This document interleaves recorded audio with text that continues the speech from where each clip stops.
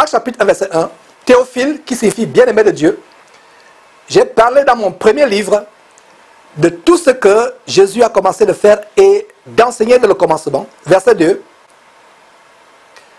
jusqu'au jour où il fut enlevé au ciel, après avoir donné ses ordres par le Saint-Esprit aux apôtres qu'il avait choisis. Il y a une grande révélation dans ce verset 2. Même Jésus-Christ étant sur terre, opérait par la puissance du Saint-Esprit. Il opérait, il faisait tout par la puissance du Saint-Esprit. Il leur apparut vivant aux 11 apôtres, 12 moins Judas, 11, en leur donnant plusieurs preuves, se montrant à eux pendant 40 jours, et parlant des choses qui concernent le royaume de Dieu. Regardez mes frères et sœurs, même après la résurrection, Jésus continue à enseigner ses apôtres. Il enseigne à ses apôtres la parole de Dieu. Pendant 40 jours, il leur enseigne les choses concernant le royaume de Dieu.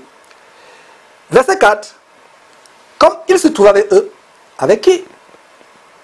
Il se trouve avec eux, posez-vous la question, avec qui? Avec qui? La réponse est au verset 2, avec les 11 apôtres. Comme il se trouvait avec eux, il leur recommanda de ne pas s'éloigner de Jérusalem, mais d'attendre ce que le Père avait promis. Ce que je vous annonçais, d'attendre ce qui avait promis, par Jésus-Christ, le Père. Leur dit-il, regardez, voilà un bon verset qui montre également la différence, la distinction entre Jésus-Christ et Dieu son Père. Jésus-Christ n'est pas en même temps Dieu son Père et Dieu son Fils. Si vous croyez à un tel Jésus, vous croyez à un Jésus démoniaque. Vous croyez au Jésus au Jésus de Yongisho, de la 4e dimension, au Jésus bouddhiste, des mystères orientaux. Mes frères et sœurs, vous voyez comment Jésus leur parle de la promesse du Saint-Esprit que le Père, son Père avait promis. Verset 4. À nouveau, comme il se trouvait avec eux, il leur recommanda de ne pas s'éloigner de Jérusalem, mais d'attendre ce que le Père avait promis. Ce que je vous ai annoncé, leur dit-il. Verset 5. Car Jean a baptisé d'eau, mais vous, dans peu de jours, vous serez baptisés du Saint-Esprit. On va marquer du temps dans ce verset, mes frères et sœurs, un peu de temps. Avant de commencer leur ministère, et d'être le véritable témoin de Jésus-Christ à travers le monde, les apôtres devaient être remplis du Saint-Esprit par lequel ils devaient opérer exactement comme Jésus-Christ lui-même a opéré par la puissance du Saint-Esprit, comme on vient de le lire au verset 2 de ce chapitre, au verset 2 ci-dessus de ce chapitre. Donc Jésus est en train de reprendre la prophétie de Jean-Baptiste dans Matthieu chapitre 3 verset 11. Jean-Baptiste qui dit, moi je vous baptise d'eau pour vous amener à la repentance, mais celui qui vient après moi est plus puissant que moi. Jean-Baptiste parlait de Jésus-Christ. Je ne suis pas digne de porter ses souliers. Lui, il vous baptisera du Saint-Esprit et du feu. Vous pouvez aussi lire dans Marc chapitre 1 verset 8 et Luc chapitre 3 verset 6. Mes frères, je vous baptise d'eau pour vous amener à la repentance. Jean-Baptiste parlait. Et qu'est-ce qui se passe aujourd'hui? Beaucoup de chrétiens languissent plutôt après le baptême d'eau. Ce n'est pas mauvais. Le baptême d'eau, c'est un bon départ parce que le baptême d'eau signifie la repentance. Le baptême d'eau, c'est le symbole que vous êtes enterré avec Christ en ce qui concerne votre vie passée. Quand vous sortez des eaux du baptême, vous êtes une nouvelle créature. C'est pour cela que c'est lamentable et affligeant de voir des chrétiens qui sont baptisés. Ils vont dans le baptême. On a fait une émission sur la porte ouverte pour l'enfer de Mulhouse, cette abominable église de Mulhouse en France. Un documentaire d'ailleurs fait par la télévision française. Comment les personnes viennent se baptiser. Les femmes viennent se baptiser avec des pantalons serrés qui montrent toute leur courbe, le ventre nu dehors. Et justement, juste pour l'instant, pour l'intermède, les quelques minutes du baptême, on leur fait enlever le pantalon abominable qui montre les courbes, on fait enlever le t-shirt qui montre le ventre, le nombril d'une femme. Même pour un homme, ce serait malséant de s'habiller ainsi. Donc on leur donne une robe blanche, juste pour le baptême, et quand le baptême finit, ils remettent leur pantalon, ils remettent leur t-shirt qui montre le ventre. Le baptême signifie que quand vous vous baptisez, quand vous sortez des eaux du baptême, vous devez choquer votre entourage. Vous devez choquer vos voisins, vos collègues de travail, vos camarades de classe. Les gens dans votre entourage doivent dire, mais qu'est-ce qui s'est passé? Voici à quoi je pense quand on parle de baptême d'un chrétien. Imaginez-vous que quelqu'un vient vous dire qu'il s'est baptisé, les mêmes mensonges, la même jalousie, la même haine, les mêmes convoitises, le même amour du monde, la même manière de s'habiller comme une prostituée. Si un camion, quelqu'un vient vous dire qu'il a été écrasé par un camion qui roulait à... Il a été cogné par un camion qui roulait à 1000 km à l'heure. Vous lui demandez, le camion t'a vraiment cogné? Tu lui dis oui, le camion m'a cogné. Il n'y a même pas eu de gratinure. D'abord, le fait qu'il vienne vous le dire, c'est un problème. C'est un problème. Alors, si quelqu'un dit qu'il a été baptisé, il n'y a pas de changement. Ça veut dire qu'il ne s'est pas baptisé véritablement. Ce n'est pas mauvais de désirer le baptême d'eau.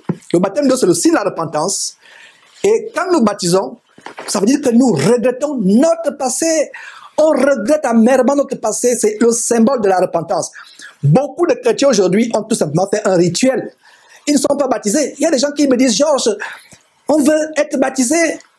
Et parmi ceux qui disent, Georges, on veut être baptisé, quand vous discernez, il n'y a pas de changement de vie. Il n'y a pas de désir de devenir une nouvelle personne. Il n'y a pas de désir de vivre la repentance. Et c'est un problème. Et je l'exhorte, mes frères et sœurs, afin que nous sachions que la décision de se baptiser est tellement importante. Avant de se baptiser, nous devons prendre cette décision au sérieux. On ne se baptise pas 2 fois, 3 fois, sauf si vous avez été baptisé par une femme. Parce qu'une femme ne peut pas baptiser qui que ce soit. Sauf si vous avez été baptisé par un faux pasteur, vous découvrez par la suite que c'est quelqu'un qui adore plutôt la Shekinah, ou les sirènes des eaux, ou les esprits impurs, ou il est allé chercher sa magie au Nigeria, ou dans la forêt d'Ankoli au Bénin, le vaudou. Si vous découvrez cela, vous devez vous repentir, demander pardon à Dieu pour votre ignorance, pour votre manque de discernement, et chercher à vous rebaptiser. Mais si quelqu'un se baptise véritablement en Christ, il n'aura plus à se rebaptiser une deuxième fois. Pour ceux qui sont baptisés comme les catholiques qui se baptisent en se mettant quelques gouttes d'eau sur le front, vous devez reprendre votre baptême. Parce que ce n'est pas un baptême cela. Le baptême est important. Ce n'est pas mauvais de désirer le baptême. Mais ce qui m'afflige, c'est que beaucoup de chrétiens avec qui je suis en contact recherchent seulement le baptême d'eau. Ils recherchent le baptême d'eau seulement. Excusez-moi. Ils recherchent le baptême d'eau et ils ne pensent même pas au baptême du Saint-Esprit. Regardez ce que le prophète, je vais dire le serviteur de Dieu, Jean dit, lui, contrairement à moi qui vous ai baptisé, moi Jean-Baptiste qui vous ai baptisé avec de l'eau, il vous baptisera du Saint-Esprit et du feu. Donc, le Saint-Esprit est plus important que le baptême d'eau. Recherchez le baptême du Saint-Esprit. Recherchez-le. Il y a une sœur qui dernièrement me disait, mes frères, vraiment, j'avais tellement cherché, demandé, prié Dieu que je me suis découragé. Je ne priais même plus. J'ai dit, oh ma sœur, tu as fait une terrible erreur. Continuez à demander le Saint-Esprit et les manifestations du Saint-Esprit, telles que le parole en langue, la prophétie, tous les dons du Saint-Esprit. Continue à les demander jusqu'à ce que tu les reçoives. S'il y a quelque chose qui doit préoccuper les prières d'un chrétien, matin, midi, soir, c'est qu'il soit rempli du Saint-Esprit. Regardez comment, de manière solennelle, Jésus dit à ses disciples d'aller attendre ce que Dieu a promis. D'aller attendre. Parce que c'était tellement important. Il devait attendre de manière solennelle ce que Dieu avait promis. C'est une parenthèse que je voulais ouvrir. C'est bien de languir après le baptême d'eau. C'est bien de désirer ardemment le baptême d'eau. Mais ne désirez pas le baptême d'eau sans passer par la repentance. Premier point. Deuxième point, s'il vous plaît. S'il vous plaît, deuxième point. Désirez ardemment le Saint-Esprit. Le baptême d'eau n'est que le symbole de votre vie de repentance.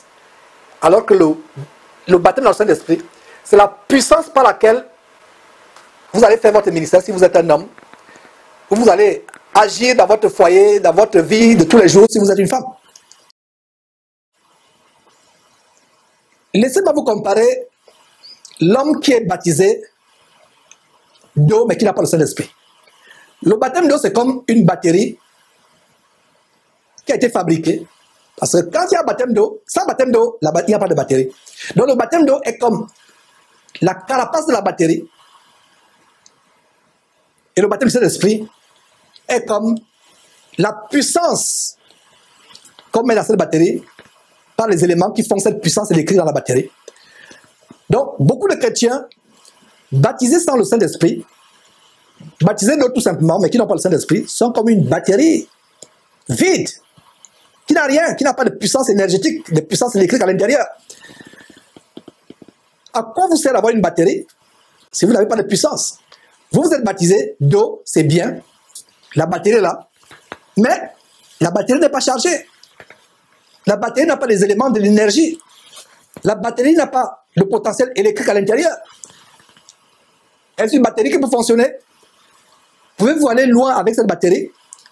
Peut-elle même faire démarrer la voiture? Voilà comment beaucoup de chrétiens n'arrivent pas à démarrer dans leur vie chrétienne. Parce que bien qu'étant baptisés d'eau, ayant une batterie, mais cette batterie n'a rien à l'intérieur. Alors, après le baptême d'eau, mes frères et sœurs, rendez grâce d'abord à Dieu de ce qui vous a permis d'être baptisé d'eau, d'avoir cette batterie. Mais une batterie sans énergie, sans électricité à l'intérieur, ne sert à rien. Il n'y a pas de lumière dans votre vie. Il n'y a pas de mouvement d'action, d'engagement dans votre vie. Votre marche en Christ ne bouge même pas. Vous faites le surplace pendant des années. Bien qu'il y ait cette batterie, qui est le baptême, mais c'est une carapace que vous avez tout simplement. Recherchez ce qui est plus grand. Recherchez la puissance du Saint-Esprit, la puissance en haut. Les disciples de Jésus qui étaient baptisés, Jésus lui-même fut baptisé. Regardez ce qui se passe avec Jésus-Christ. Quand il est baptisé par Jean dans le Jourdain, qu'est-ce qui se passe? Automatiquement, le Saint-Esprit descend sur lui. Regardez en Actes chapitre 1, ce chapitre qui fait l'objet de notre étude aujourd'hui, au verset 2, comment Luc nous montre comment Jésus opérait par la puissance du Saint-Esprit. Imaginez-vous ce qu'aurait été la vie de Jésus sans cette puissance du Saint-Esprit en lui. La vie de beaucoup de chrétiens, la marche en Christ de beaucoup de chrétiens, est sans fruit, est stérile, sans puissance, parce qu'il n'y a pas le Saint-Esprit. J'espère que ces paroles que je donne, des paroles d'encouragement, vont vous booster, vont vous galvaniser, vont vous motiver à rechercher le baptême du Saint-Esprit. Le baptême du Saint-Esprit. Mes frères et sœurs, le baptême d'eau n'est pas mauvais, mais le baptême du Saint-Esprit est meilleur encore. Le baptême d'eau fait de vous quelqu'un qui a une carapace, une batterie qui n'est pas chargée.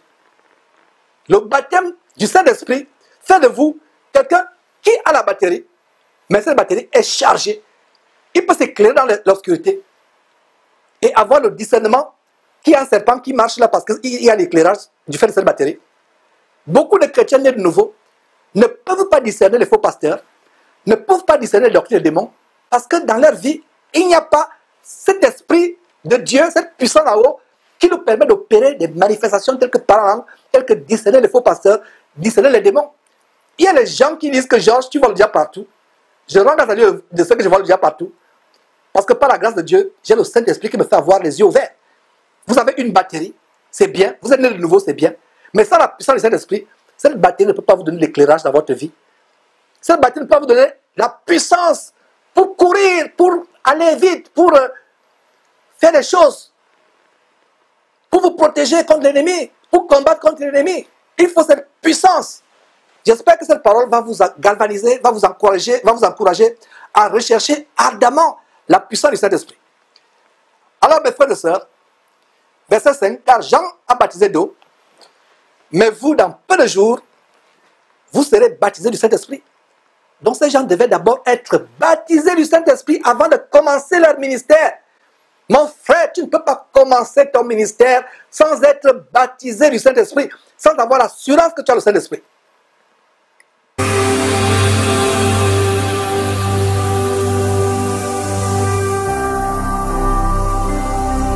Jésus-Christ TV, vous connaîtrez la vérité et la vérité vous affranchira.